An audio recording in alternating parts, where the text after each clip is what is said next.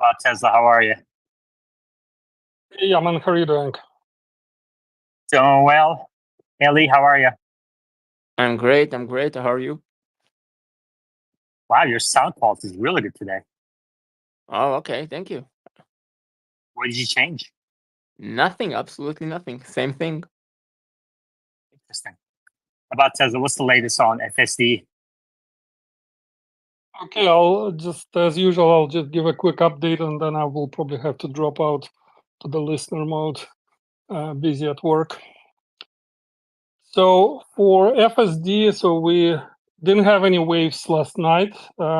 Looks like we're on a 2-day cycle now. If that's the case, then we should expect another wave probably later tonight or tomorrow.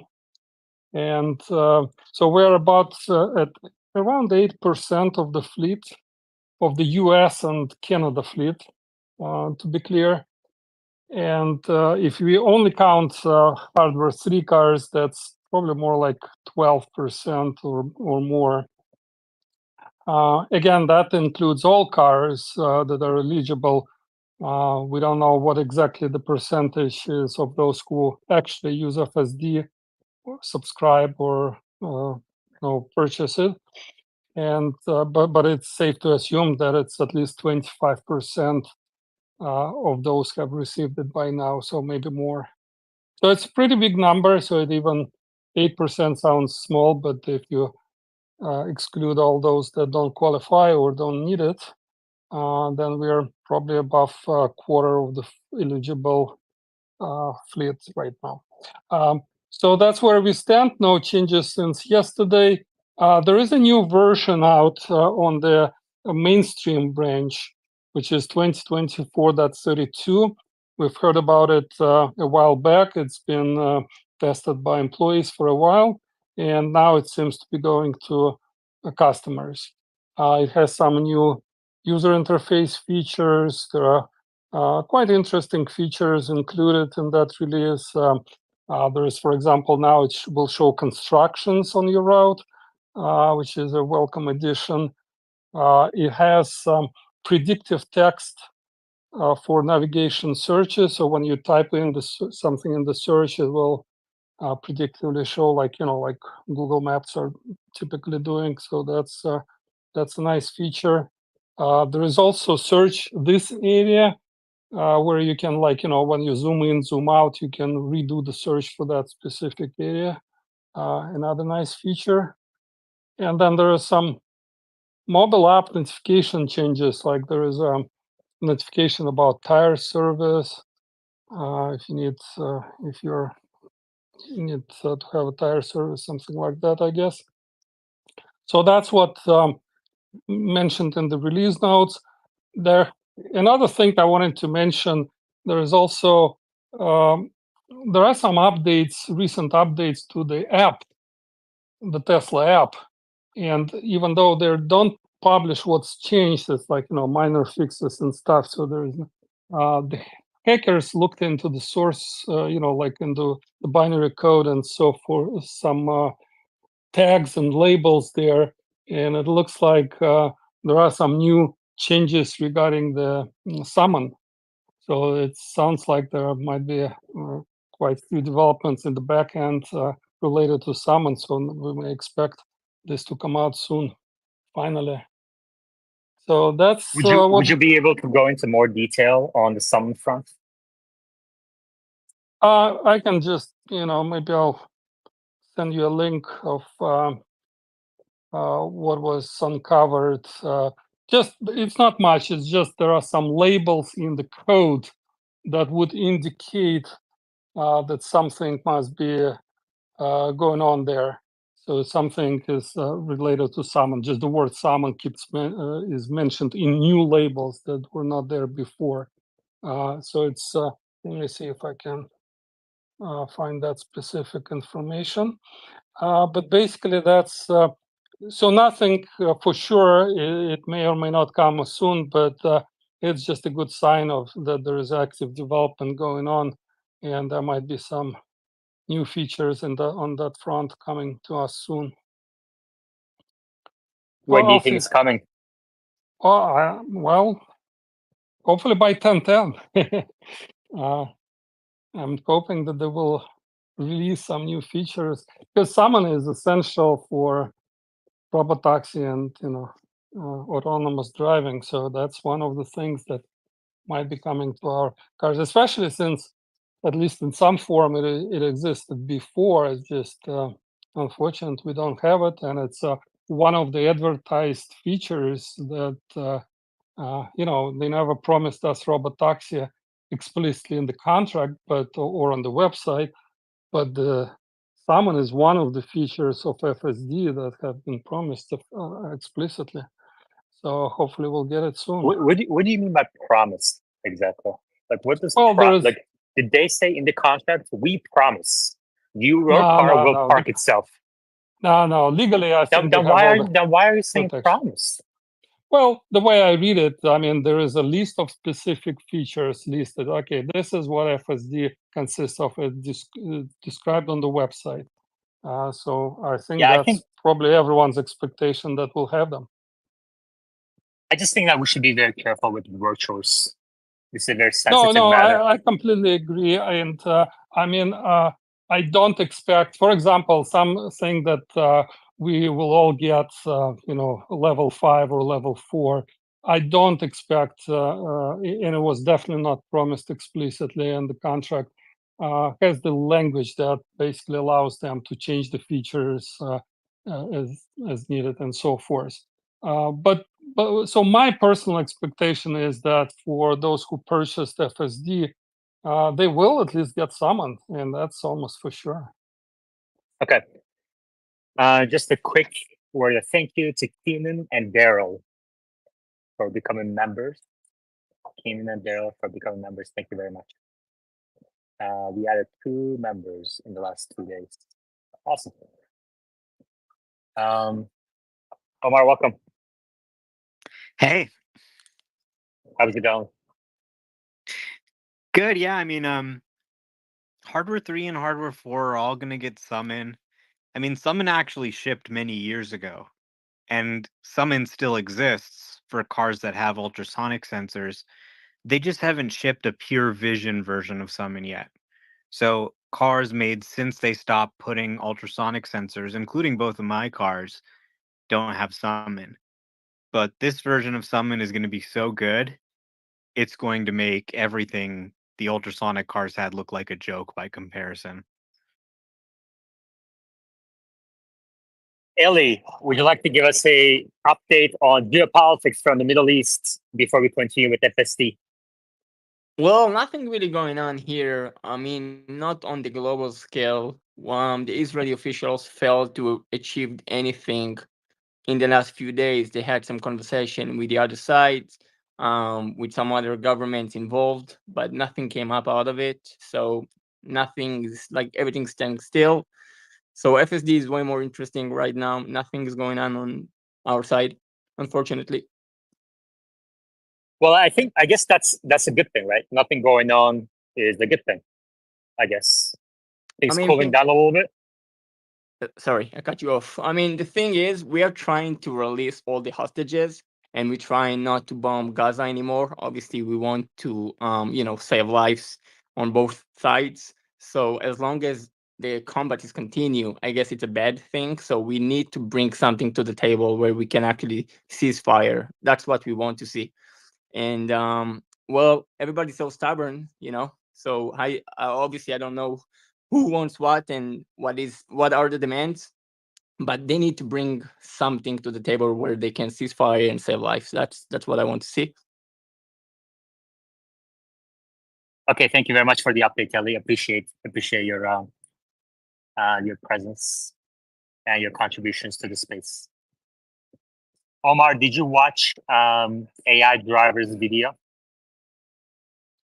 No, which one?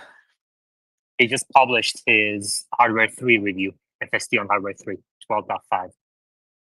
No, I haven't seen that yet. I am uploading right now a comparison between Hardware 3 and Hardware 4 that I recorded. That's awesome. You can pin it up here if you want. And would you like to give us an overview? Well, hardware 4 and hardware 3 perform nearly identically in this test. We did a 2018 Model 3 long range rear wheel drive and a 2024 Model 3 performance. 6 years in between them.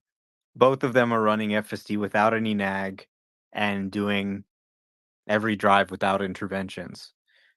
So this is the slightly smaller model. The performance is really practically identical. The same issues that 12.5 solved for the first time when he rode in my car about a month ago. We tried it again in his car and it was able to handle those same issues for him just as well as the hardware 4 car. And things are even going to get better with the full size model hardware 4's running, eventually shipping to hardware 3. So, really, I think that your average person does not need to worry if they have hardware 3 or hardware 4 for this update. With the 12.5 series, hardware 4 will be able to run it exactly as well as hardware 4. Hardware 3 and hardware 4 are pretty much identical. Now, they're not exactly the same. He did notice on hardware 3 the wheel was a little bit more jerky. It was a little bit less smooth. I think also when you shrink down a model, uh, you sort of distill it down. There can be some new issues that pop up in that distillation that weren't present in the bigger model. So the newer model is also, I think, a little more rough in that it has some issues that the bigger one didn't have. But even 12.5 on hardware 4 had some issues when it first shipped. Every build tends to have some issues and then they kind of clean it up as it gets validated. So I would expect within a few weeks, even many of these differences should be sort of smoothed out. And then they're going to release the bigger size model and that should perform even better. Yeah, that's actually very similar to AI driver's take as well. He does say at the end, hardware 4 is running 12.5 better, but he believes that, like, he has high confidence that hardware 3 will continue to get better, and the performance are very similar. And Yeah. he also noted what we've been discussing here, which is an improvement in interventions, not necessarily disengagements, but the accelerated pedal tap or the smoothness. So hardware 3 is getting better, will continue to get better, just like you said. Yeah. So hardware 3 is going to be getting better. It's going to keep getting updates. It's going to run the larger model. And there really isn't that much difference today. So you don't need to run and upgrade your car and panic. There isn't really going to be much benefit. Your hardware 3 car is still going to run the same version. At the same time, hardware 4 will drive better than hardware 3. It's not going to be like major difference, but it will drive better than hardware 3. So I wouldn't necessarily run out and just get rid of your car urgently, but they do have that FSD transfer this quarter. They do have some good financing rates. They are bringing up that Cortex facility, and that one is actually going to train models that are just for hardware 4 that are going to drive better than hardware 3. So longer term, hardware 4 will drive better than hardware 3. But that doesn't mean that hardware 3 won't get updated and won't continue to get better.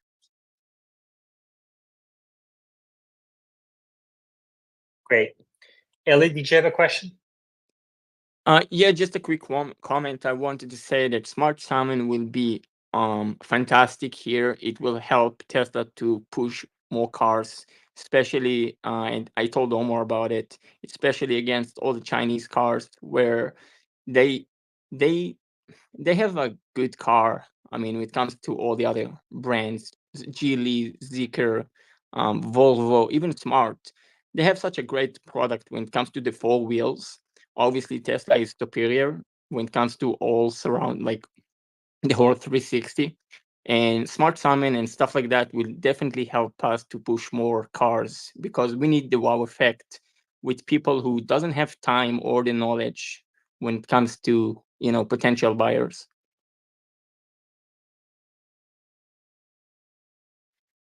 About Tesla, I saw that you posted something from the Tesla app updates.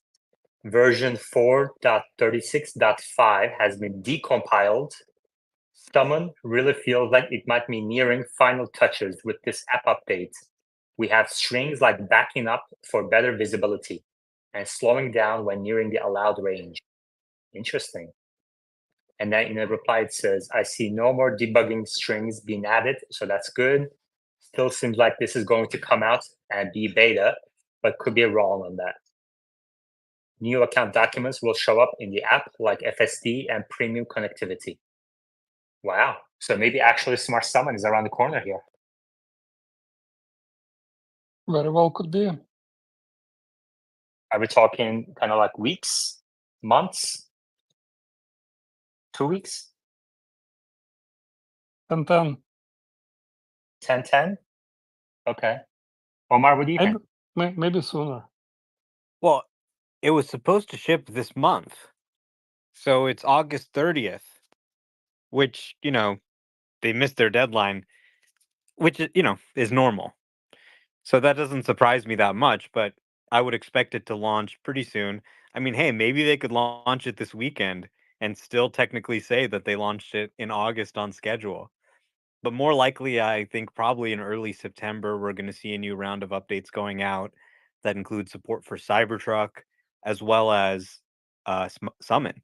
They do seem to be putting the final touches in the app. They've been working on it for a long time. Employees have been testing it since 12.3. And this is going to be a super exciting moment to see FSD operate driverlessly for the first time. You'll be able to get outside the car and see FSD drive. You'll be able to get in the back seat and have FSD drive for you a little bit for the first time in a parking lot. So it's going to be a really exciting moment. It's a viral marketing moment for sure.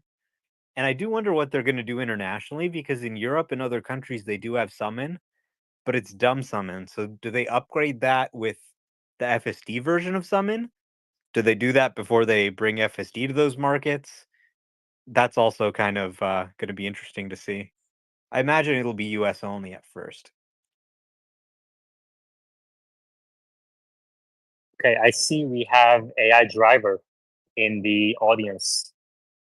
So he was kind enough to join us. If he's available, please request to speak so that we can maybe have a 12.5 on hardware 3, hardware 4 kind of discussion with Omar having tested both. And AI driver just posted a video, which we discussed earlier a little bit.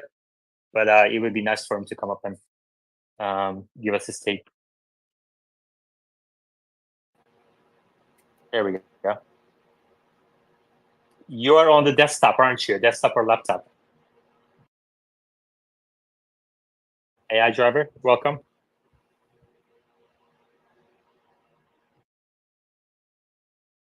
So there's a bug going on for the last couple of days. It looks like you're muted, but you're unmuted.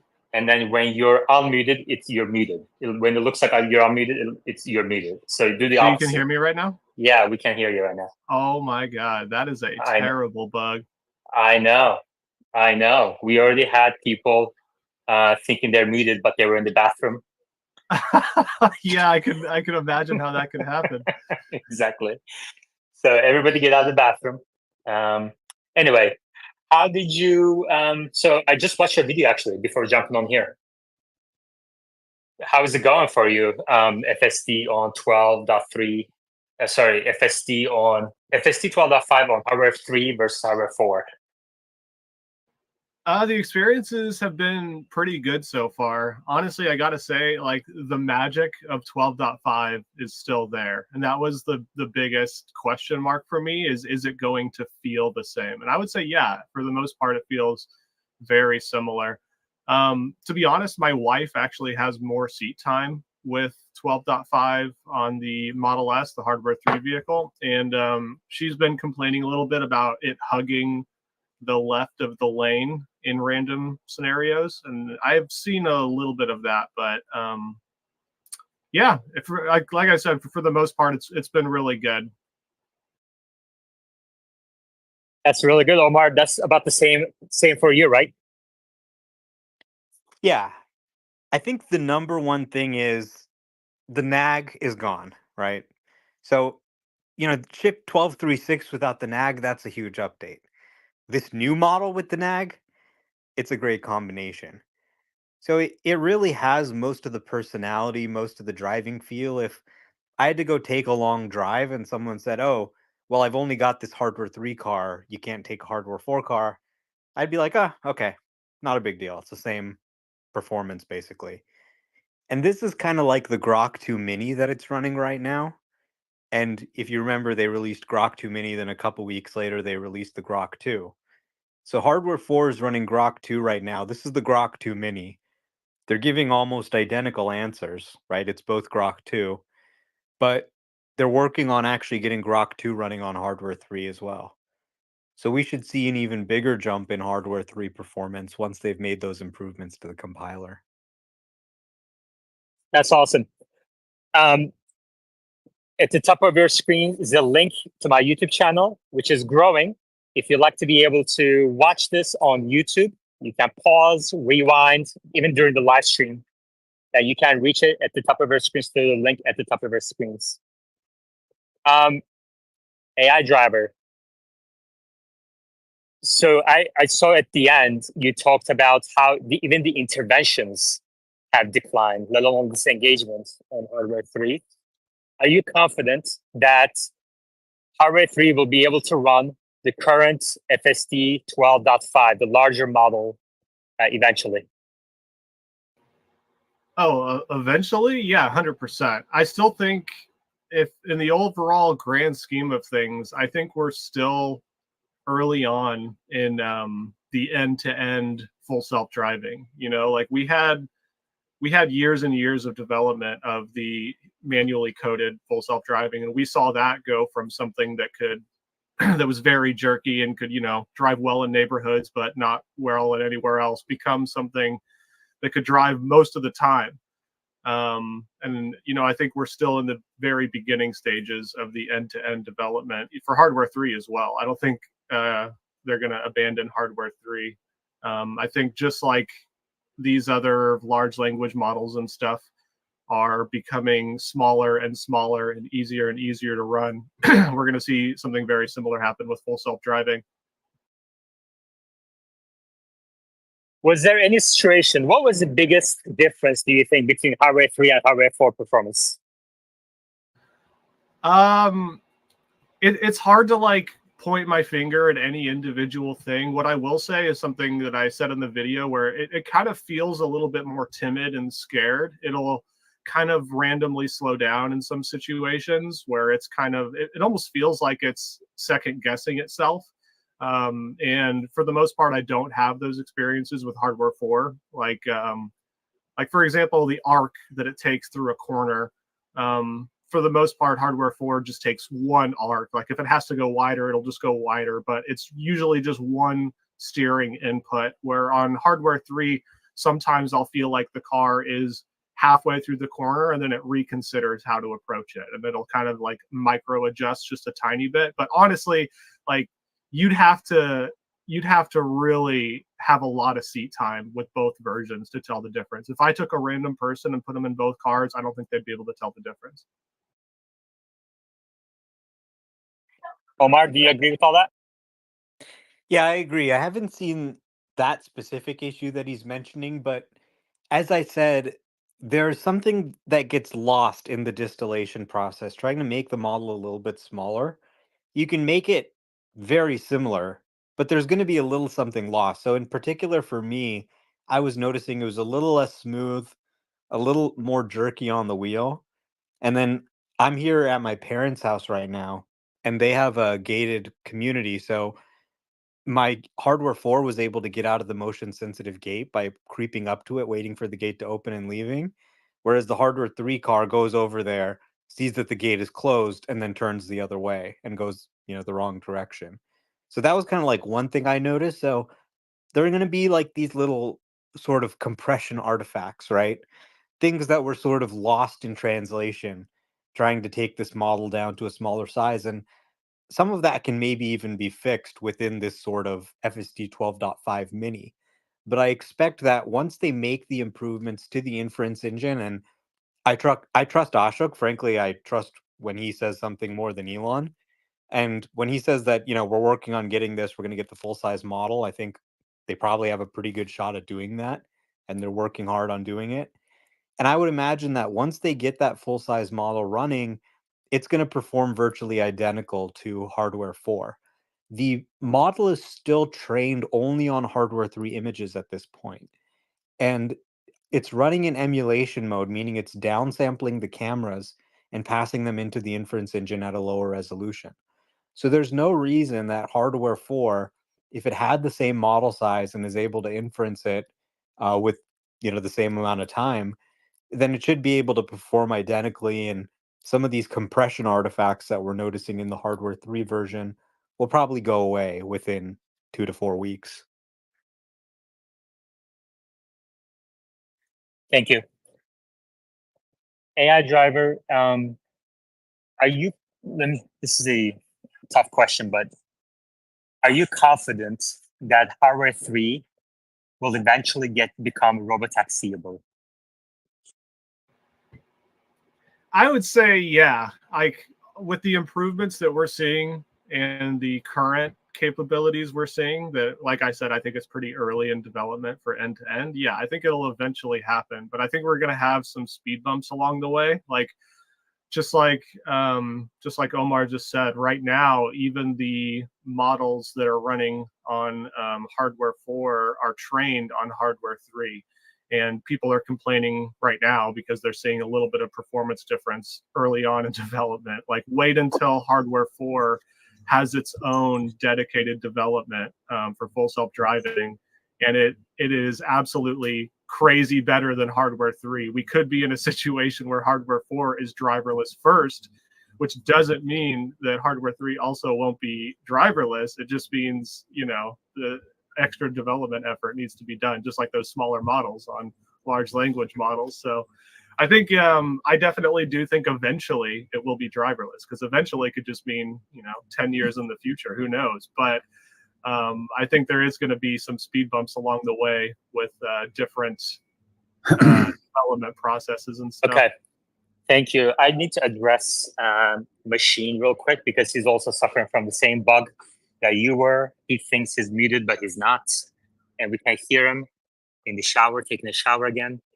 Machine, would you like to address the fact that Omar and AI Driver both agree hardware 3 is likely to be robotaxiable, which is contrary to your opinion? So, and since they're smarter than you are, what do you think? Well, first of all, anyone who puts AI in their name is just faking it. Okay. I did this before AI was cool. All right. I know you're a real person. Okay. You can't trick me. And I know the big, AI Driver said that, and then he added the biggest asterisk you could add to the end of his statement, which was maybe it'll happen in 10 years. No one cares if hardware 3 is robotaxi capable 10 years from now. Most people in the spaces are going to end up in some sort of substance addiction, back in therapy. They're going to lose their car by the time robotaxi comes to hardware 3. So it just doesn't matter. Most people here are waiting to get their cars on the network in the next few years. 10 years is irrelevant. The question really is, will hardware 3 be able to have robotaxi available in the next few years? Otherwise, everyone else is going to move on and buy a new car and get hardware 4, hardware 5. So I would say I'm very confident hardware 3 will not make robotaxi software in the next few years. And all the people in the space, when in March 2025, Tesla updates the hardware 4 model to 5x the parameters again, and everyone's going to be stating the same thing they're saying now, is how much better it's gotten since they 5x the parameters. They're going to have the same statements again for hardware 4, and it's going to be better. And they're not going to be able to do the same for hardware 3, because poor little hardware 3 will not be able to 5x the parameters again. And it's going to fall behind and be left behind. Well, you brought the joy of the day again. I'm waiting for the day that you wake up from the right side of the bed and bring some sunshine into the space. Omar? Yeah, I would not have believed that hardware 3 could achieve driverless before I started driving with it. And I think it's interesting that you have here two people on the speaker board who've tested FSD extensively for years. And they're saying, yes, it's not a sure thing, but it actually looks quite possible, right? We're driving the hardware 3 version. It's doing most drives without intervention. Is it that crazy to imagine it could do almost every drive without an intervention and only require remote interventions? It's not that crazy. Is it guaranteed? No, but it's very much in the realm of possibility. And software is always improving. We're always figuring out ways to do things more efficiently. They're really putting out some pretty impressive models here. And as AI Driver said, we're very early in the end-to-end process. So the real answer is it doesn't really matter. The amount of time we spend talking about hardware 3 compared to how much it actually matters is hilarious. Because as Machine said, in time, people get new cars, people move on, we get newer hardware. Eventually, they will stop supporting it. But right now, there is no noticeable performance difference between hardware 3 and 4. If you had like an average person try and tell you which one's the newer hardware, they probably couldn't tell you. So it'd be a complete waste of time to upgrade anyone or do anything about it. At such time that they figure out that it needs an upgrade, they can upgrade the computer, they can upgrade the cameras. I mean, if you look at what Comma's doing, they're working on having a dash mounted device that you can just drive any car with. So to really worry so much about hardware 3, it doesn't really matter. The thing can run the latest model today. And at the point when it can't, you just upgrade the computer, you upgrade the cameras, you do what you need to do if you want those cars to be Robotaxi. But generally, the inference hardware just keeps improving, and that'll allow them to make the model size bigger over time. Before we go to Machine, if you agree with Omar and AI Driver that hardware 3 will be able to run the latest FSD software and eventually become Robotaxiable, check out the deal at the top. 2020 Model 3 for $15,500. 2020 Model 3 with reasonable miles in California, after tax credit, $15,500. If you agree with Machine, then check out the hardware 4,000, I guess, and pay double, triple. Machine? Yeah. I mean, that sounds like a poor deal if it's got hardware 3. So I would pass. I would say. What does that make your car with hardware 2.5? Yeah, but also like the gas savings and maintenance savings alone over There's 5, no 10 gas years would pay for that car. What do you mean? There's no gas savings in California. Sorry. If you charge them, okay. I know you think entire United States, entire world is California, but you guys have a government that just charge. Anyway, go ahead. I agree. Just on the point on observing the slight differences between the hardware 3 and hardware 4 models, and the hardware 3 seems more timid.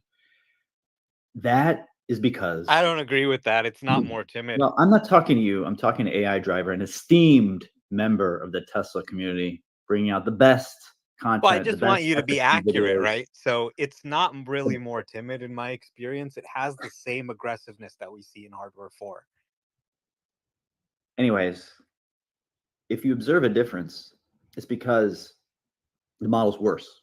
And what you do when the model's worse, any machine learning model, if you want to control the number of false positives or cases where you want to make sure it doesn't hit something, you have to tune it to be more conservative. So it's going to have more false positives where it slows down when there's nothing there, or the phantom braking. So those clues are indicative that it's trying to have the same safety performance. And to do that, because the model's worse, it has to make more errors. But all new models that they release have the confidence turned down a little bit. That doesn't have anything to do with hardware 3 versus hardware 4. That's a fair point too. So, Machine, let me ask you, because right now, like we've already gone over, all the data for all the models, hardware 3, hardware 4, is trained with hardware 3 data. So your main thing is that hardware 4 is obviously more likely because it's capable of running a larger model with more parameters. Like I've said in the past, I think a worst case scenario for hardware 3, if they cannot get a model that fits in here without upgrading the cameras or anything, like just swapping out the full self-driving computer, which is right behind the glove box, it's literally less than a 30-minute service visit, could be done very easily. You know, they could make another computer that runs off the same wattage as the current one, but is vastly more powerful. And yes, that would be expensive, but if they're at the point where that makes that If it car gives you actually autonomy, driverless, yeah, then it's exactly, cheap. it's going to be very cheap. Yeah, and you know, they've done that before. A lot of these cars came with hardware 2.5 and they upgraded them to hardware 3. The only reason that there's no upgrade path from hardware 3 to hardware 4 is that hardware 4 is pretending to be hardware 3 right now. I don't think people really get it. Hardware 3 emulation mode. They're running the exact same model.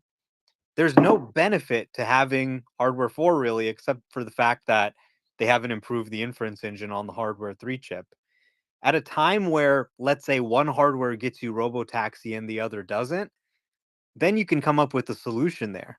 But right now, that difference doesn't exist. It's all theoretical. I believe that comment was addressed to me, and you rudely interrupted yet again. I would say to AI driver's question, like, I do think the main limiting factor is the compute, not as much the cameras. I do think the cameras could be a limiting factor in edge cases. I can't quantify exactly how many instances that's going to cause a difference, right? It might be very small, or maybe it's, you know, still sufficient to be a differentiating factor, but it's mostly about the compute. Now, I don't know Tesla's claim that, you know, the hardware 4 computer itself, I don't know if it's compatible with the hardware 3 cameras. I'm sure they could build a different version of the hardware 4 compute to make it work with the hardware 3 cameras if they so choose. It doesn't sound like that's something they're planning on doing, and I think mainly because in a few years from now they're going to be moving on to hardware 5, and I don't know how much they care about building a specific thing to retrofit hardware 3 cars, but they might, right? I mean, that is a possibility. Yeah, I'm just saying that would be a very clear way to get cars, you know, all hardware 3 cars basically able to be driverless. If compute is and like the model size turns out to be the limiting factor with hardware 3, that's probably the easiest thing to solve with hardware 3. Like if they just do a hardware 3.5 and they give people that paid for full self-driving a upgrade to their computer, just like they've done in the past. Yep. Yeah, you know, I Wait. commented on this space with a video from Kilowatts. I don't think people realize these cameras pop right off the car. They're like Legos. You can take them off, you can put different cameras on, you can take the computer out, you can put a different computer in. They thought about this. They said, hey, what if we need different cameras, more weatherproof? What if we need a better computer? Oh, let's just make it replaceable. Okay, good. So that's what they did. And if they need to make any replacements, then they can. If what people are not really grasping here is that given a long enough time horizon, any car will be retrofittable with pure vision autonomy. Okay, any car.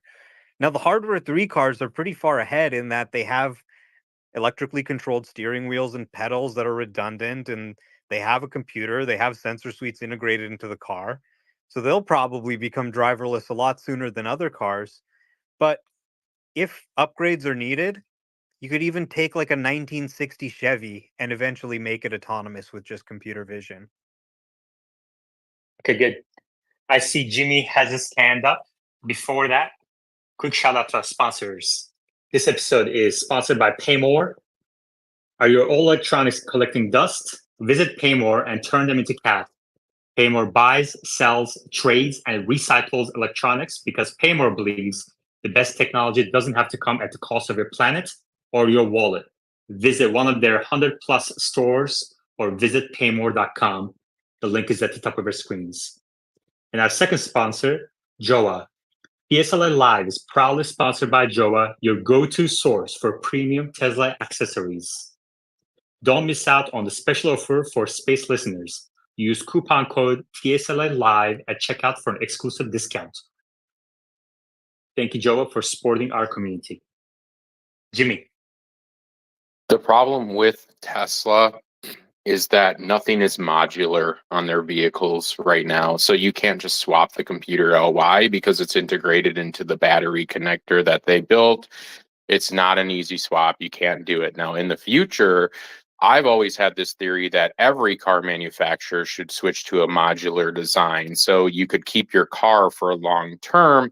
You could pop out entertainment systems. You could pop in new cameras.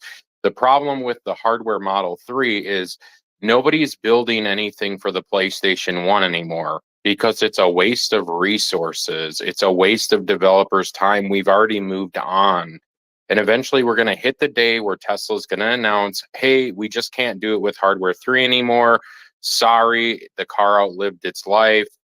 Go to a new car. And that's why I'm like a proponent of letting Tesla tell us when is the operation or the operating system deadline.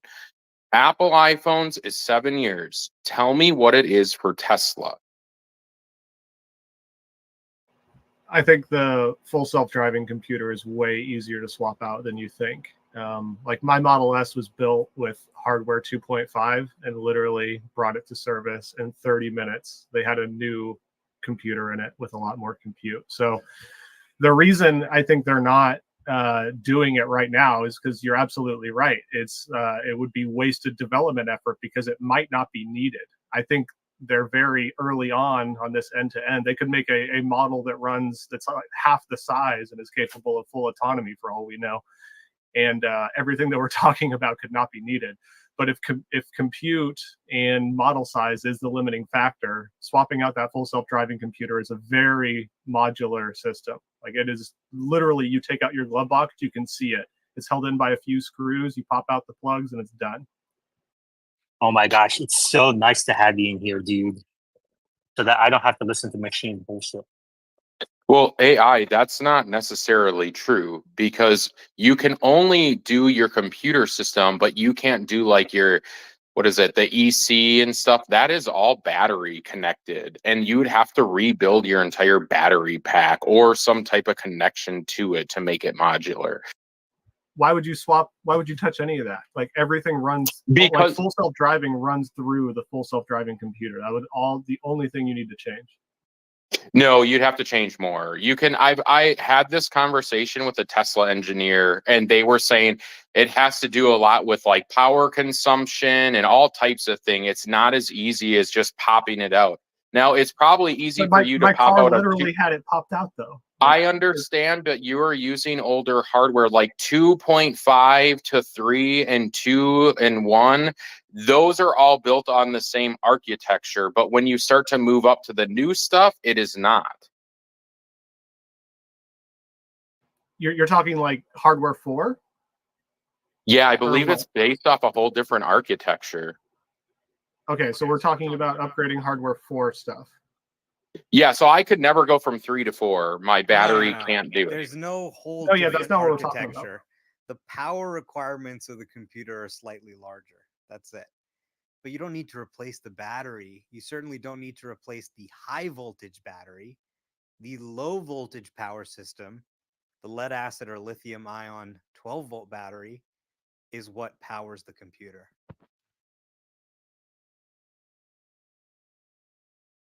Machine. Well, I mean, I too enjoy having AI driver here.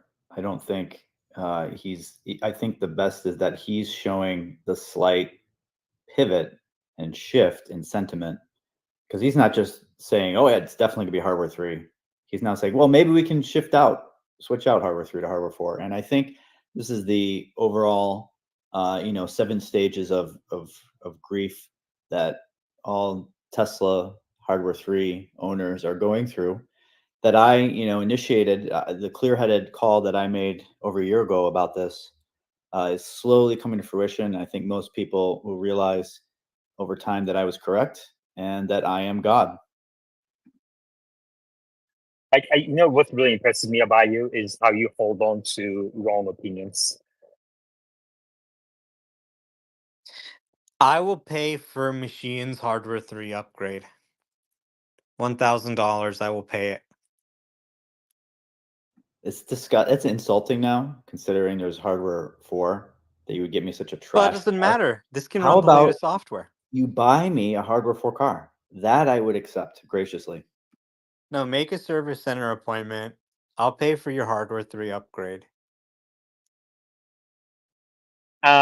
Thank you, Tesla Stan, for chipping in on YouTube via super chat with a comment for all your haters. Thank you very much. I'm assuming that includes. Anyway. All right, Machine. You know, I haven't been on the internet much the last few days, but do you own Tesla stock? I'm not going to answer that question.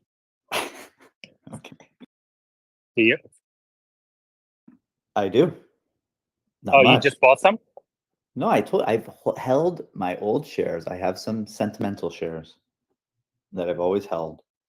And other than that, I do have some sold puts, but overall, right, it's not that much right now. Okay. Anything else on hardware 4, hardware 3 about Tesla? So just to clarify what was being discussed earlier, hardware 3 is not directly upgradable to hardware 4, but that doesn't mean that Tesla cannot come out with something else, let's say hardware 3 plus or hardware 4 mini or something like that. That would be a direct replacement for hardware 3, if that comes to it.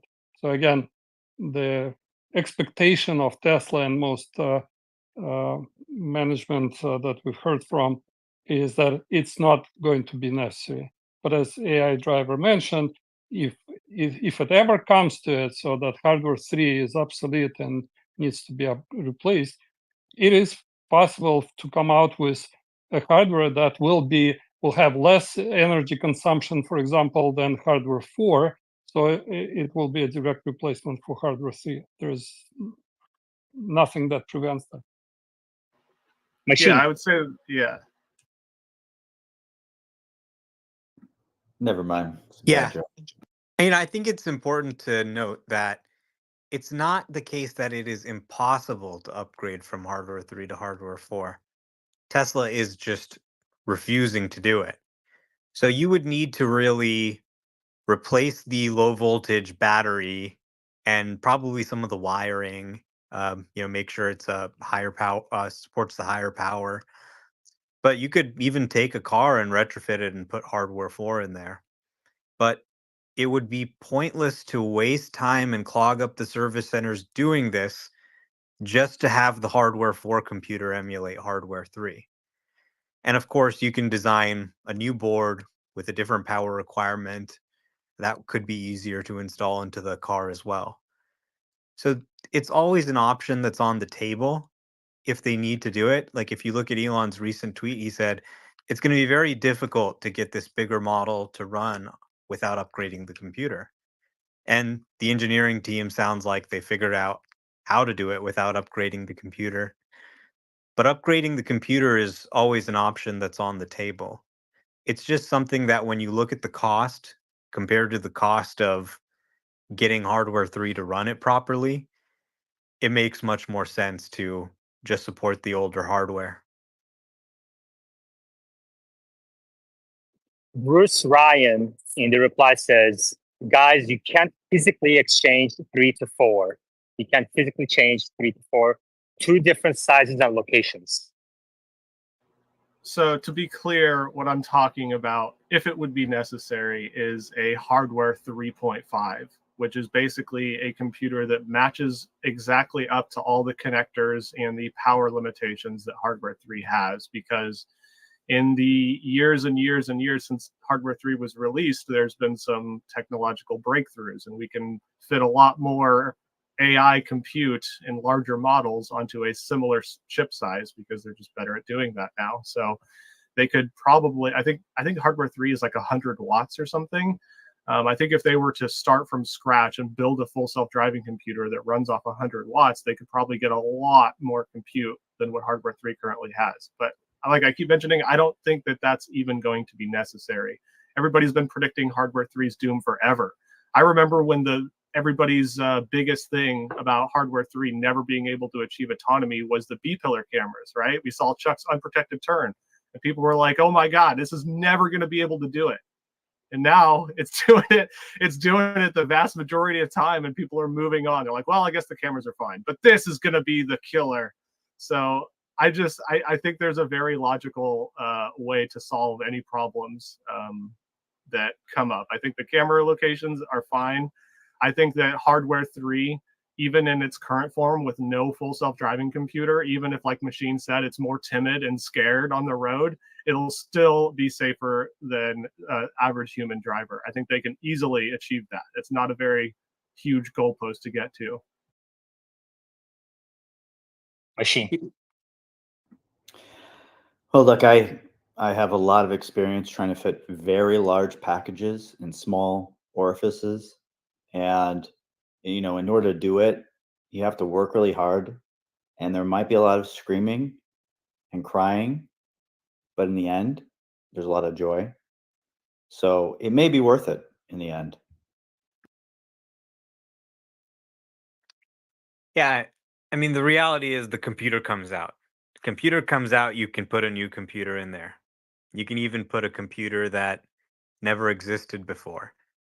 So the people saying, oh, well, it doesn't really fit in, you need to put it in a different place, it could be done, right? You could even get the existing computer to run, but it would just take too much time and effort, and they don't want to do that. But the computer comes out. So if you make everything backwards compatible, you're constraining yourself a little bit, right? What if you want to run at a little bit higher power, or you want to run the wiring in a different way, or you want to make some improvements? So they made a decision. They said, okay, with hardware 4, we're going to make some of these improvements. It's not necessarily going to be backwards compatible, but the computer isn't radically more powerful.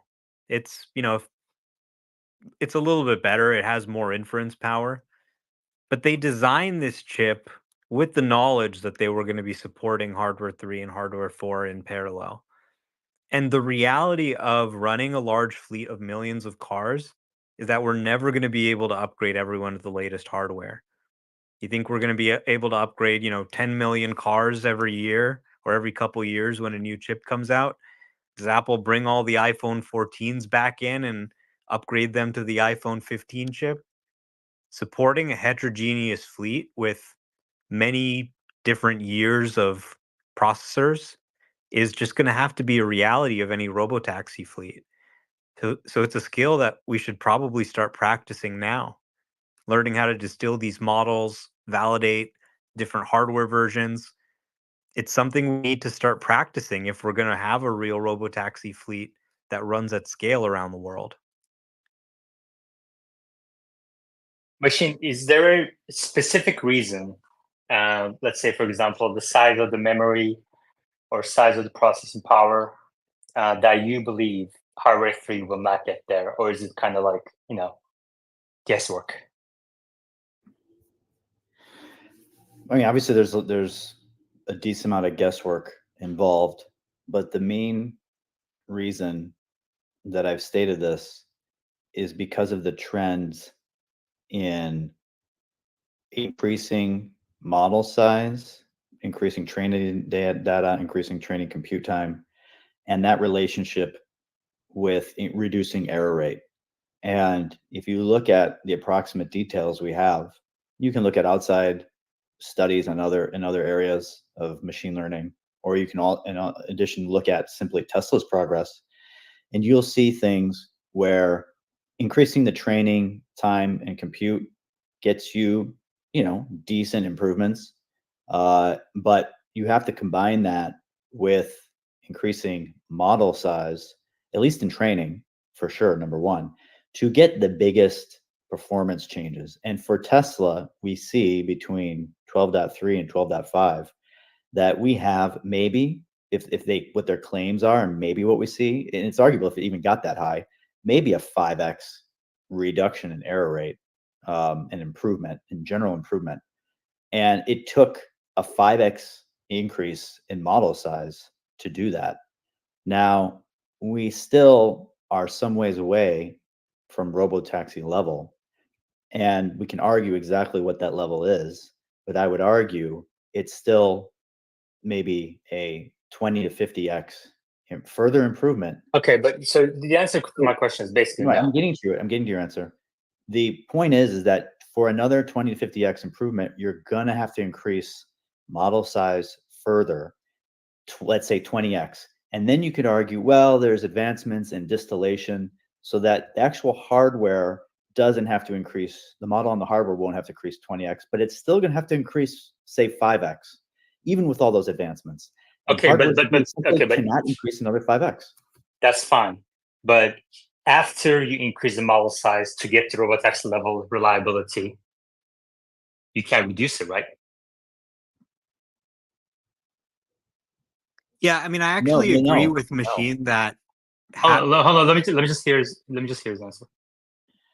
No, what I'm saying is that everything needs to increase 20x. The trained model. I understand, but once you get to Robotaxi level FSD, can you not make the model more efficient?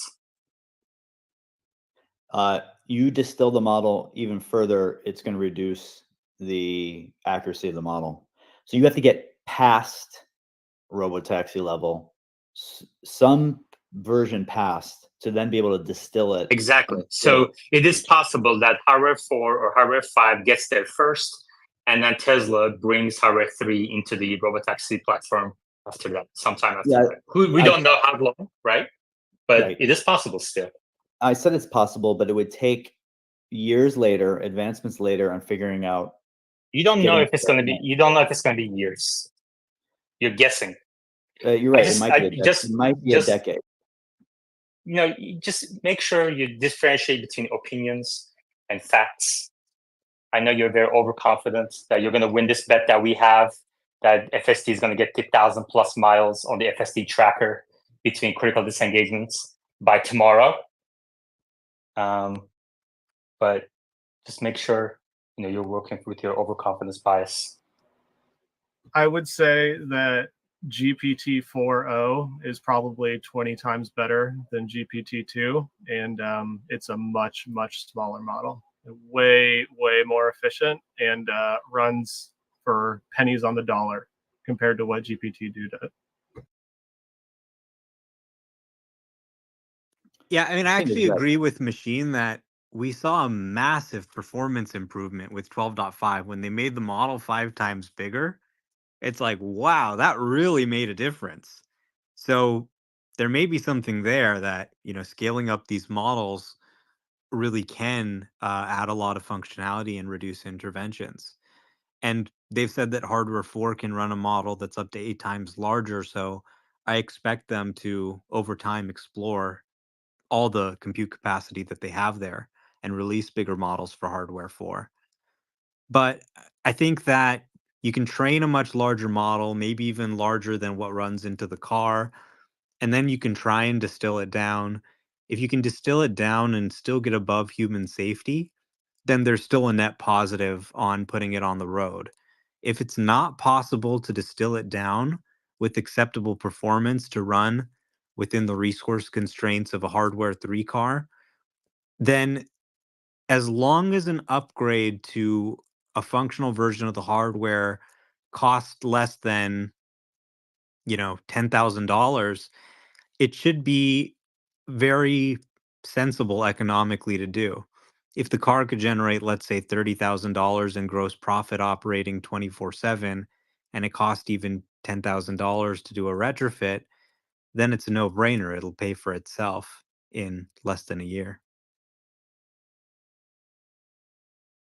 And there is a reply that says, not true. Architectural improvements and efficiency improvements are absolutely possible for a fixed model size without performance degradation. Yeah. AI driver, would you like to address this question for you in the replies as well? Respectfully disagree that the cameras are fine. B-pillar camera remains a problem. Blindness accounts for the majority of disengagements. Yeah, I just think there's so many cars on the road right now that have like long hoods. Like if you look at any real sports car with any big engine in it, like those have worse view of the road than the current B-pillar camera setup.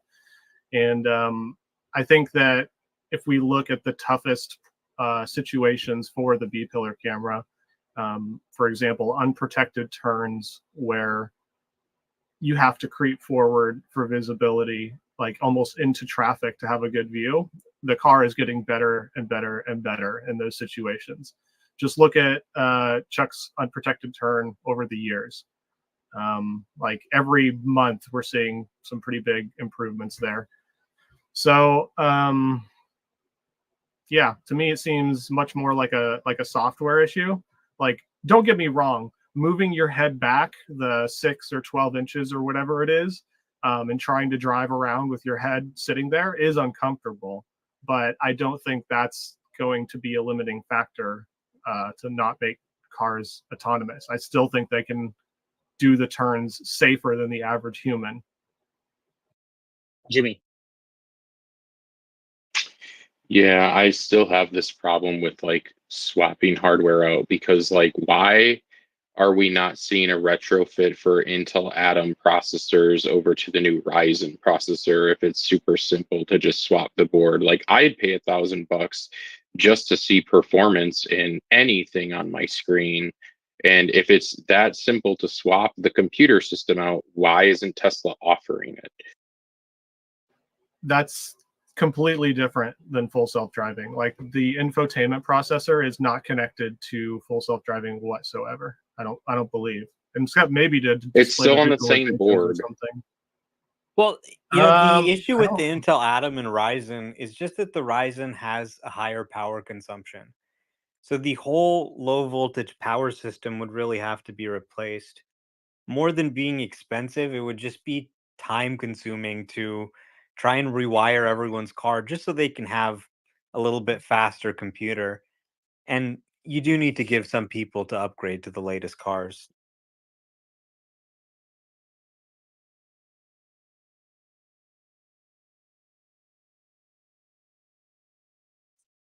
AI driver, if you could direct the AI team, Tesla's AI team, to work on one issue for you, what would you have them fix?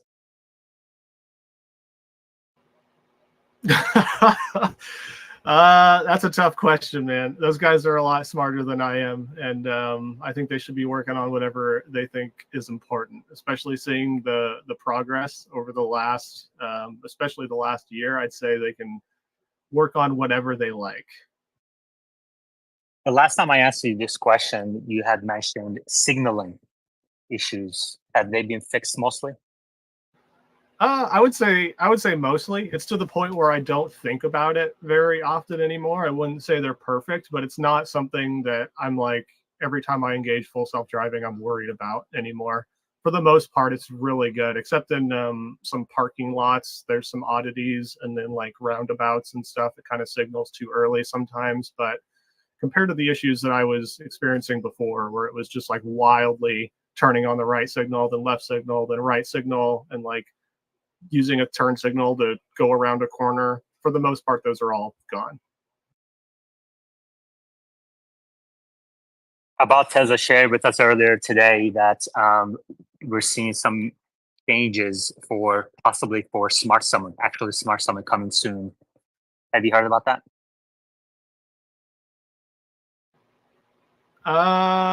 Yeah, I've been hearing about changes in the app for Smart Summon for quite a while now, so I'm trying not to get my hopes up too much, but you know, it's we're towards the end of the month, so it should be any day now, right?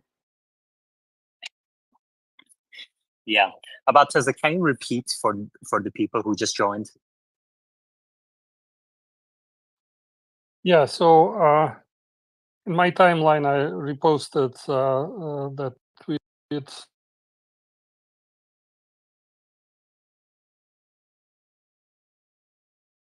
Can you guys hear about Tesla?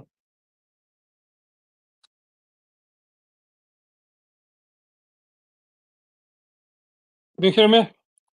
Okay, sorry, I had to take a phone call.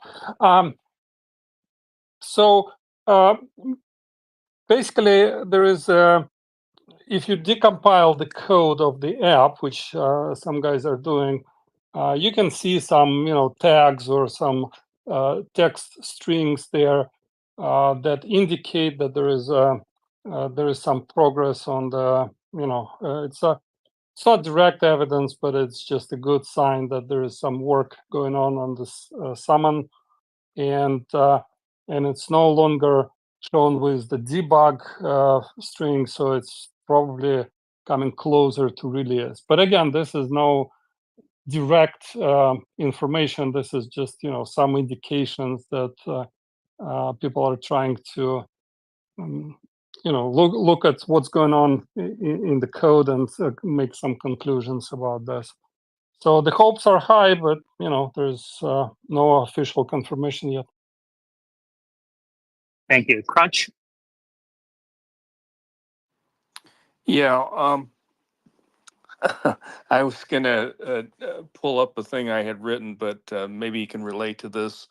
I'm thinking that because AI or FSD might have caused me to get into an accident or make it worse.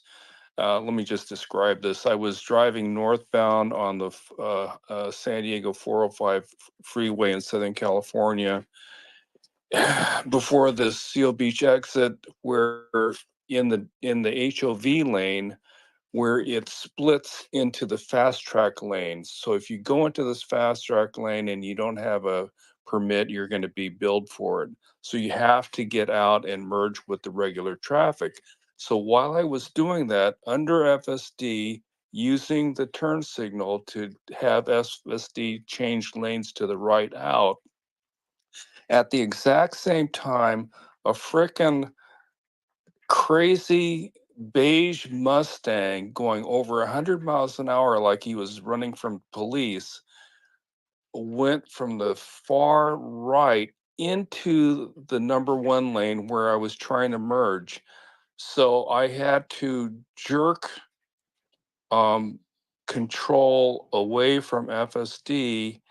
And so my question is, whenever you have to do that, it seems like Tesla should advise FSD drivers that whenever they think there might have to, or they should always be ready to um, intervene from steering direction, because whenever you do, whether it's in the direction that it's turning or away from the direction it's turning, you always have to fight with FSD, and it caused like an extra greater turning in either direction, in the direction that you're pulling, which can be dangerous. What do you think of that?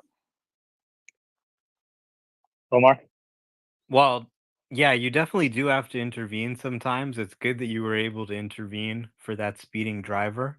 Yeah, but it But it it it it caused me to Sorry. you crashed? We I mean, you know, I don't find that I have to fight with it to intervene. I just kind of turn the wheel and it turns off. So, I mean, maybe it is something you need to practice a little bit, but you should be able to just hang on, intervene. Omar. Can I just finish this a little bit? So when I pulled to the left, FSD overcorrected and drove me further to left into the bollards that separate the number one lane from the fast track lane.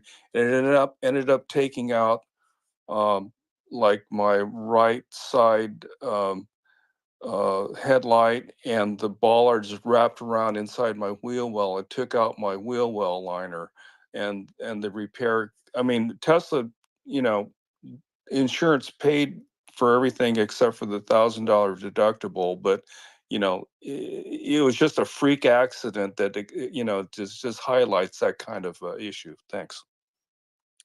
I mean, accidents do happen every day. Um, I'm glad you're okay, but there's nothing we can really do. We have to try our best to take over, make sure we don't get in a crash. and make sure we don't hit anything. You know, Well, accidents do happen. I'm just saying that that is a characteristic of whenever Okay, thank you. whenever you have to. Kumar, you want to finish your thought? Yeah, I mean, you know, accidents happen. Watch closely. Be ready to take over, and don't get in a crash if you can. Okay. AI driver, do you have an updated timeline for robotaxis? When do you think Tesla will start its robotaxi service? I really have no idea. Like realistically, where we are right now, the car can't even shift itself into reverse, and hopefully that's going to change soon. But you know, that's currently where full self-driving is right now. It's very much a human supervised system. So I'd say I'll become more excited about a truly driverless rollout when we see things like I don't know. I always thought that they could roll out the app and the service, human supervised service first, and kind of find the pitfalls of the system and see where it's struggling. I think that would be a good way to go about it, because you know Tesla has these customers that are so willing to do that, which is unlike any other company. But I think we're going to need to see a few major things happen before that happens. I would really love to see Tesla Maps. I think that's going to be a really big one. Tesla Maps, and also you mentioned reversing. What else do you think needs to happen as a milestone? I mean, there's a few things. Yeah, reversing, handling emergency vehicles, having a plan for when something happens to the car, like you run over a nail and the tire gets flat or something like that. I'd like to see some real pullovers, because right now, you know, if you don't pay attention, the car will just kind of softly come to a stop in the middle of the road with its hazards on. You don't really want a robotaxi doing that. So I'd say right now they're hyper focused on getting the car to actually drive well and get along with humans on the road, which I think that is where their focus should be. But I think once we start seeing these other things, of like it responding to emergency vehicles, it responding to an officer's hand commands to run through a red light or something, and all those things, I think we're going to be pretty close. Omar, do you agree with all that? Yeah, I think summon, reverse, hand signals, little things like that, emergency vehicles. A lot of those things are not there yet. So it sounds like maybe summon is going to be the next big step, but we're not quite feature complete yet.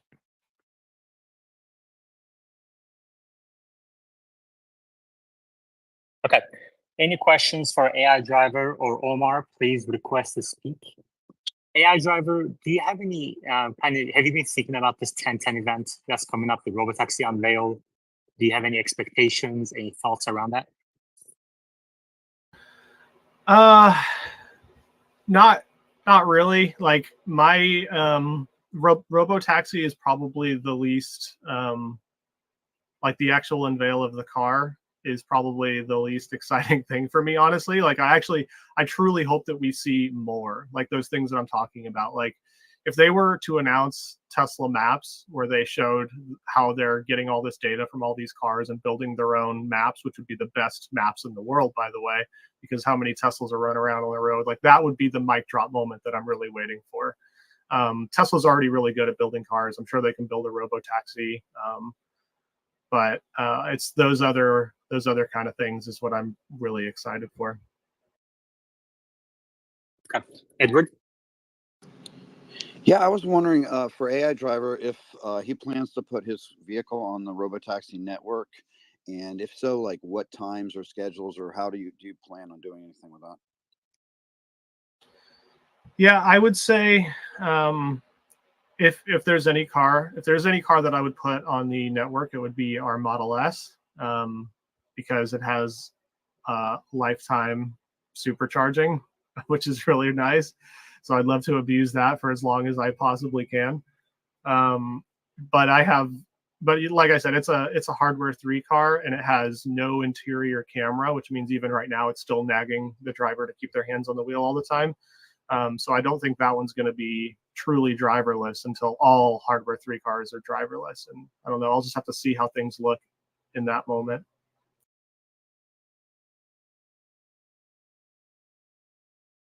Any other questions? Omar, would you like to answer that question? What was the question exactly? Oh, It, whether I plan to. Yeah, I mean, it's a little it's a little difficult to plan for. It doesn't feel particularly close. Who knows what vehicles I'm going to own at the time? But I probably would send my vehicles, or at least one of them, out to do some jobs in some capacity.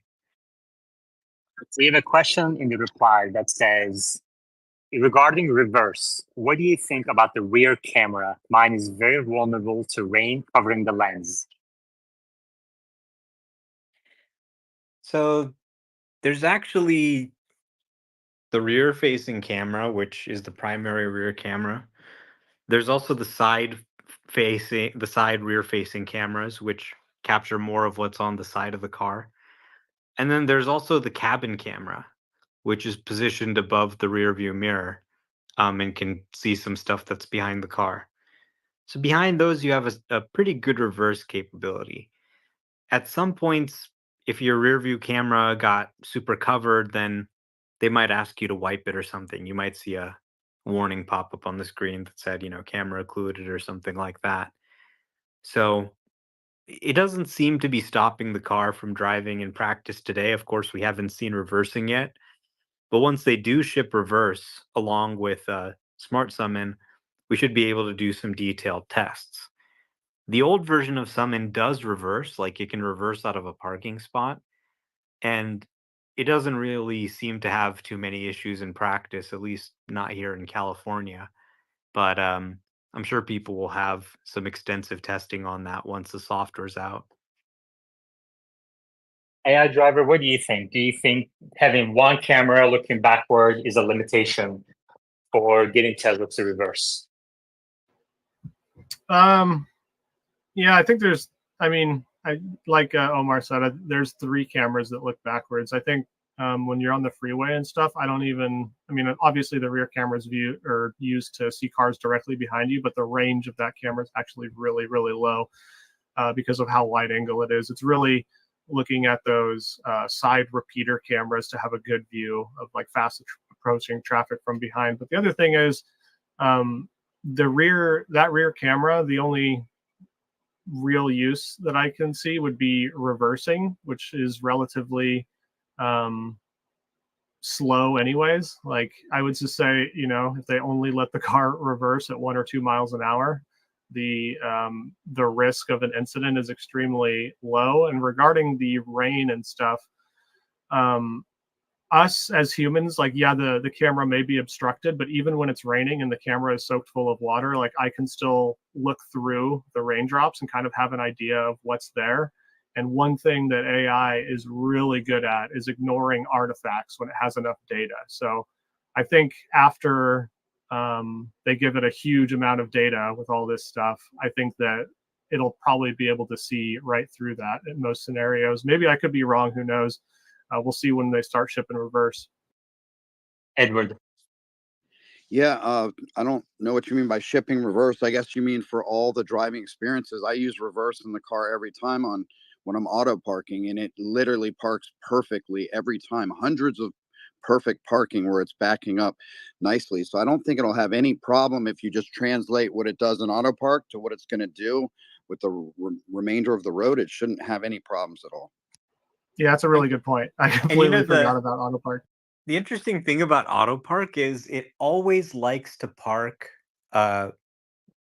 reversing into the spot, which I think is an acknowledgement by the team that the car is obviously designed for forward visibility.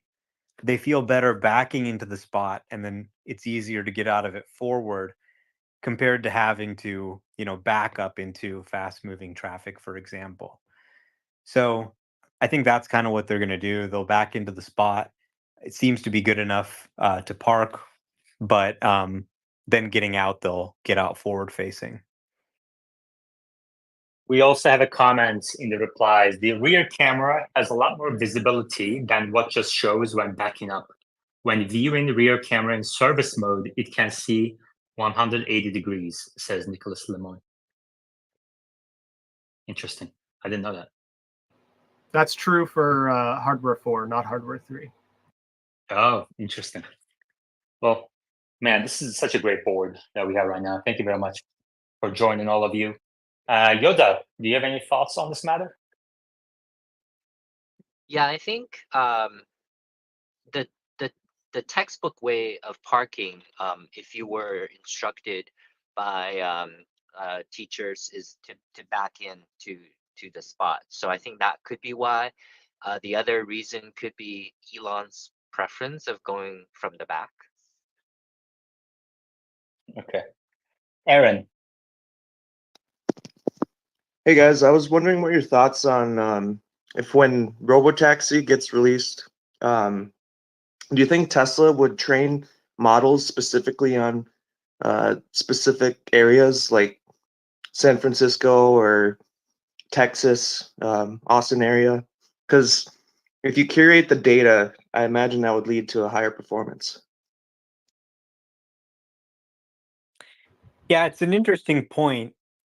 Ideally, you want one model that can drive anywhere, and it should be able to actually learn a lot from different types of streets.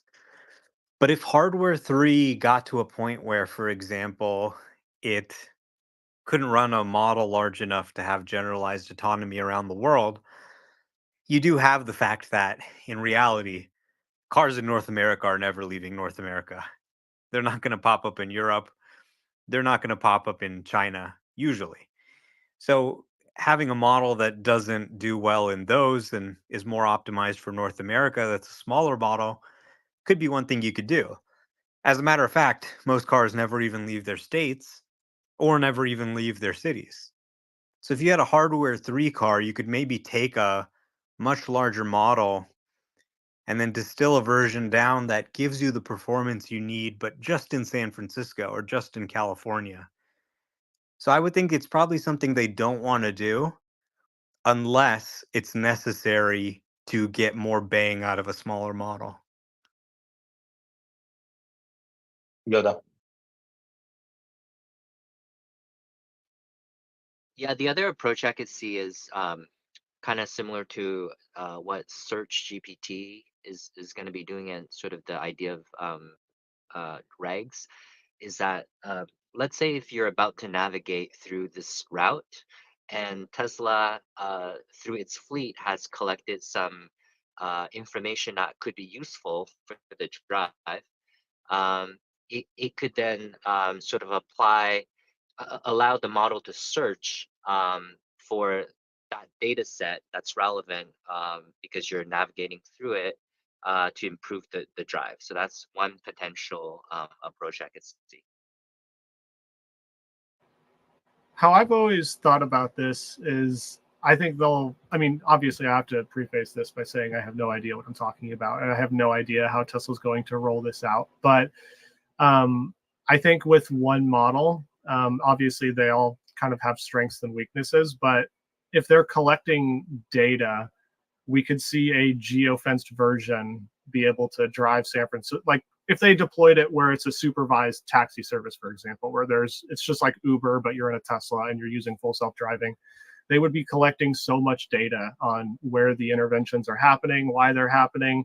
And it could be like, oh, well, in these streets, there's been no interventions for over a month now. So, we can just have the car drive through all these streets. And yes, it'll be technically geofenced, but it'll still be able to drive to all your same routes, maybe by taking a little bit longer of a route. And that's how I've always thought they would deploy it, is just by driving the safer route in all scenarios, kind of like a UPS driver, how their GPSs don't have any unprotected left turns.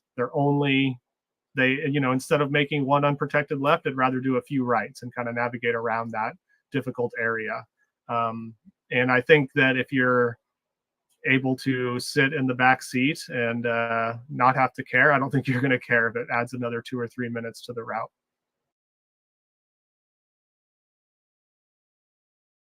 Omar, what do you think? Yeah, you saw Waymo and Cruise employ this technique heavily. So what you used trying these services, more so in the early days, but even to some extent now, is that you only need one working path from point A to point B. If you have one route that you think you can do without intervention, then you can go and do that. You get to pick your best route. You can even add a couple minutes to the route. Oftentimes, Waymo and Cruise will even say, hey, I'm going to drop you off. You go walk 5 minutes after I drop you off, or walk 5 minutes to where I'm going to pick you up, just so I can pick you up in a more convenient location that's free from challenges, for example. So these sorts of techniques allow you to put a service out much faster than you'd otherwise expect. The way we grade FSD is not something any other company lets us do. Hey, take the car, go take it anywhere and try it. Put it through whatever you want. No, everything else is very curated. So when you employ these same techniques in a Tesla rideshare service, what you're going to see is a much higher rate of no intervention drives compared to when you can just pick anything you want anywhere. Yoda. Yeah, Omar, thanks for that chart yesterday. I thought maybe today, just on your note just now, maybe you could draw a map where you overlay where FSD is working, supervised is working right now in the US and Canada, and then overlay that with where Waymo is working right now by coloring the map. But I've been thinking about Tesla's ride-hailing network and launching that pre-robotaxi capability. I was wondering if you think the Tesla owners will be willing to help earn money essentially for Tesla to fund, the ongoing development of this service uh, to bridge to robotaxi by taking customers and whether there could be some data that's useful, particularly in-car situations with guests, with riders, pickup, drop-off points, etc. Thanks.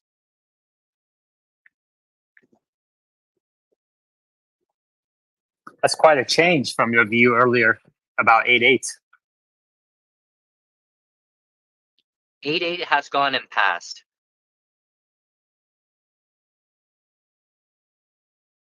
Yeah. Yep. Yes. So for 10.10, you're expecting a supervised ride-sharing network. Yeah, I don't see why they can't do it, but I think I'm more interested in whether owners will be willing to participate to help collect data or help beta the help them improve the beta service. I mean, people can add their cars today on Uber network, and not many people do. Well, there are a lot of Uber drivers who do. It's not something Right. people do casually. Right, exactly. But the Tesla owners who have FSD, they don't go out of their way. I mean, I know you do, but it's only a few and far in between, right? You don't need every Tesla owner to do it. All you need is 300 cars in San Francisco to be online at any given time, and you've got more cars than Waymo.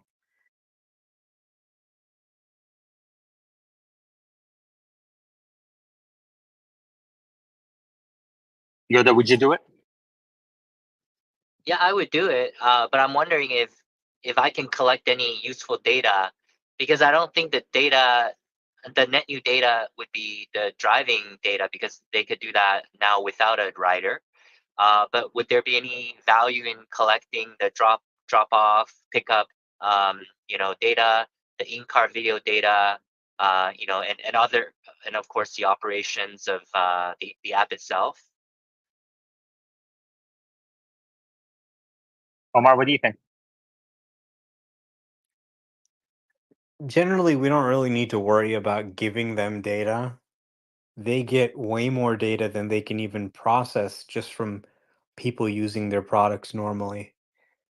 So there's more rideshare traffic being processed through Tesla FSD than any other self-driving system in the world today, because Uber and Lyft drivers have Teslas and use FSD.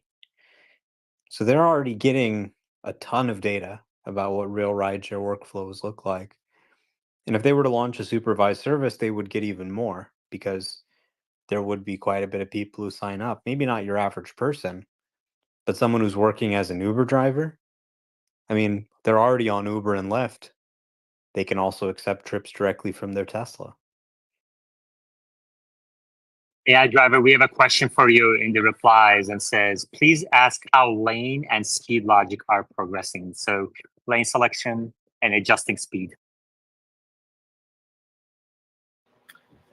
In 12.5, I actually think lane selection is a lot better in a lot of cases. It almost I think Dirty Tesla mentioned this, but it almost feels kind of like artificially suppressed, where it's not changing lanes as often as it used to, which feels really nice.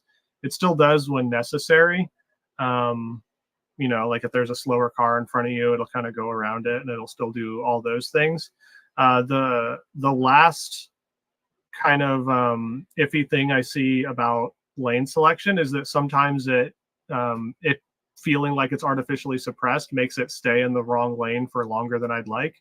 Like we'll have a turn coming up in navigation and it'll still stay in maybe we have a right turn coming up and it'll stay in the left lane until like 0.2 or 0.1 miles when there's plenty of opportunities to move over. It usually typically always does correct itself at the very end and do it. But if there's any complaints that I have about lane selection, it would be that. But I would say if you compare that complaint to the complaints I had 1 year ago about lane selection, like it looks like absolute nothing. And as far as speed control, I think that's an area where 12.5 definitely needs a little bit more work. Sometimes it's really, really good. And then other times on those exact same roads, it'll be really, really bad. And it'll be like 20 under the speed limit. And I'll have to override the accelerator pedal. But it's really odd because I feel like in some of the same situations, it does really well. And I don't really know what's different about it, but I think that just needs a little bit of fine tuning.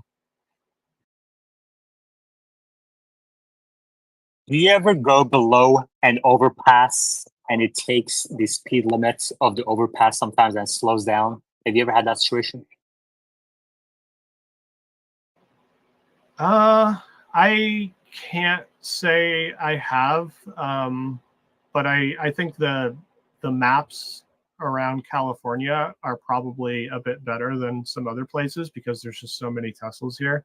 Like every other car on the road is a Tesla. So I think for the most part, maps and speed limits and stuff like that are probably more up to date here than in other areas. I mean, I would appreciate that, but the thing is, when I had that issue when I was testing this in Austin, Texas, literally right next to the factory, this would happen to me. So there's no shortage of Teslas in that spot. Yeah, well, you're absolutely right. That's another reason we need Tesla maps. Omar, what do you think about lane logic and speed adjustment on 12.5? It's dramatically improved. It's not quite perfect. Sometimes it's going a few miles per hour slower than I'd like, but it's dramatically improved. The lane selection seems to have improved. It seems to have better logic about what to do when it gets stuck in the wrong lane as well. So rather than going crazy and, driving into something, it just kind of fails more gracefully as well. So there's been a lot of improvement on this front. There's still some stuff to do. Generally, I used to see things on the highway like what you're describing, where the speed would suddenly get adjusted down and you have to either disengage or scroll the scroll wheel up really fast. That used to happen all the time, especially on legacy autopilot. Now it never really happens anymore with 12.5, and I assume going into the end to end on highways is going to improve things even further. That's basically like history at this point. I haven't obviously driven in Texas, so maybe it's still an issue there, but here in California, it never makes those sort of sudden braking maneuvers that used to be really common. Okay. Yeah, maybe you're right. Maybe when it goes end to end on the highway, because this would happen on the highway to me. Okay, great. AI driver, one more question for you. Do you think 12.5 no steering wheel nag will lead to a material increase in use of FSD? Let's say number of subscribers, or with the people who do subscribe, more miles. I'd say I don't know how much of a difference there will be, but I'm kind of surprised at how different it feels when you're in the car. Like, I didn't expect it to feel so different, like finally taking my hands off the steering wheel and letting the car actually do the driving without feeling the steering wheel slip through my hands like 24/7. Like, that was a pretty wow moment for me, and I can see by the feedback we're seeing on 12.5 that's also a wow moment for other people. So I really don't know, but from all these other, like, I look at a lot of reviews of other not driverless cars, but like other cars with driver assistance, like Ford Blue Clues or whatever. And the main thing people like that, like, oh, I can take my hands off the steering wheel. With Tesla, you have to like nudge the steering wheel. And I always thought that wasn't too big of a deal, but it does actually make a difference. So I think when this trial goes out for 12.5 and somebody can engage full self-driving and have it drive them all the way to their destination without them touching the steering wheel once, it's going to be a pretty wow moment. It does feel a lot different. Any other questions? Thank you very much. Any other questions for Omar, AI, or anyone else on the board? Please request to speak. In the meantime, thank you very much, Kevin, for tipping Super Chats. $10 by Kevin on YouTube. He says, FSD is the future, it'll come. Omar, any other thoughts? No, I just, I think it's great. These releases are beyond what we ever imagined. I think we had hoped with the 12 series that we would see a faster pace of releases, and the leaps are bigger, but it seems to be more challenging for them to ship these updates and validate them. I think maybe they're still kind of learning. So my only frustration is that they haven't been able to roll this out faster to everyone. I mean, it's crazy to me today that the majority of people still don't have hands-free. So I really want to see that on 90% plus of the fleet. I want to see some big rollouts happening this weekend, because it does change everything. Having to do the nag versus just watching the car do it while you don't touch a thing.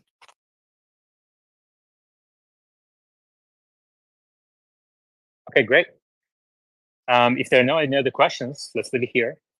And Omar, I'm going to reach out to you to schedule that interview on Optimus with Uzi and Alexander, and we'll figure that out. And AI driver, I hope that you can come to my channel as well one day when you're available. I know you're really busy.